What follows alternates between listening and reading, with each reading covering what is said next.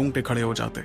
वहां आसमान में कोई खौफनाक दरार नहीं थी और न ही अंधेरे की कोई विशाल दीवार जो ये बताती कि इस दुनिया के नियम बदल चुके थे।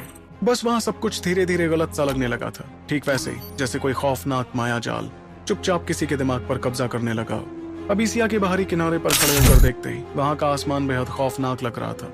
वो प्लेनेट आम दुनिया की तरह गोल नहीं था, बल्कि वो बुरी तरह से अंदर की तरफ धंसा हुआ था। वहां की जगह इतनी ज्यादा मुड़ी हुई थी कि अगर कोई रोशनी की रफ्तार से भी सीधा उड़ता तो वो दुनिया का चक्कर लगाने के बजाय एक खतरनाक भूल भुलैया में फंसकर किसी खौफनाक और अनजान जगह पर जा गिरता। उस जगह पर कोई घना या गहरा अंधेरा नहीं था। वहां एक अजीब सी मनहूस और डरावनी रोशनी फैली हुई थी, जिससे हजारों फुट दूर तक का नजारा साफ देखा जा सकता था। लेकिन इस रोशनी का कोई सूरज या चांद नहीं था, जिसकी वजह से कोई परछाई नहीं बन रही थी। और ये रोशनी इतनी ठंडी और इसे देखते दिमाग के अंदर खतरे की घंटी बजने लगती। एक ऐसी मरी हुई दुनिया की रोशनी थी जिसकी सारी जिंदगी को सालों पहले निगल लिया गया था। नीचे की जमीन को भी पूरी तरह से जलाकर राख कर दिया गया था। वो एक अजीब और बेजान जमीन थी जो ना तो मिट्टी थी और ना ही पत्थर। उस जमीन पर इतने लंबे समय तक खौफनाक शैतानी शक्तियों का साया रहा था कि उसकी असली पहचान ही पूरी तरह से मिट चुकी थी। अब वो सिर्फ एक तबाह हो चुकी दुनिया बन चुकी थी। इस दौरान काले कपड़ों में लिपटा ध्रुव इस तबाह हो चुकी दुनिया के किनारे पर खामोश खड़ा था।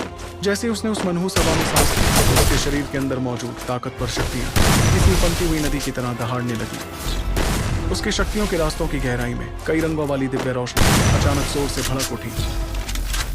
ये रोशनी किसी आम खतरे के लिए तैयार नहीं हो रही थी, बल्कि उस भयानक और गहरी काली शक्ति को देखकर एक राजा की तरह गुस्से में उबल रही थी और उस मनुष्यत को जलाकर राख कर देना चाहती थी। चेहरे पर एक अजीब सी घबराहट लिए व्योमेश ने अपने पीछे खड़े लोगों से कहा, इस मनहूस बेरहम कमजर्फ शैतान जायरन के आने से पहले अबीसिया एक बेहद हरा भरा और आबाद इलाका हुआ करता था। हमारे बुजुर्गों ने हमें बताया था कि एक वक्त पर यहाँ करोड़ों लोग रहते थे और कितने हजारों सालों तक यहाँ एक बेहद शानदार सभ्यता फली फूली थी।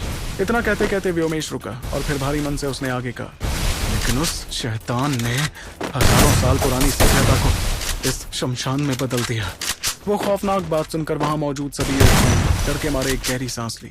तभी अचानक उस शमशान जैसी धरती पर से कुछ आवाजें आने लगी। ये कोई खाली मैदान की हवा की आवाज नहीं, ये दुनिया को हिला देने वाले धमाके थे जो उस जगह से आ रहे थे जहां से आवाज का आना नामुमकिन था।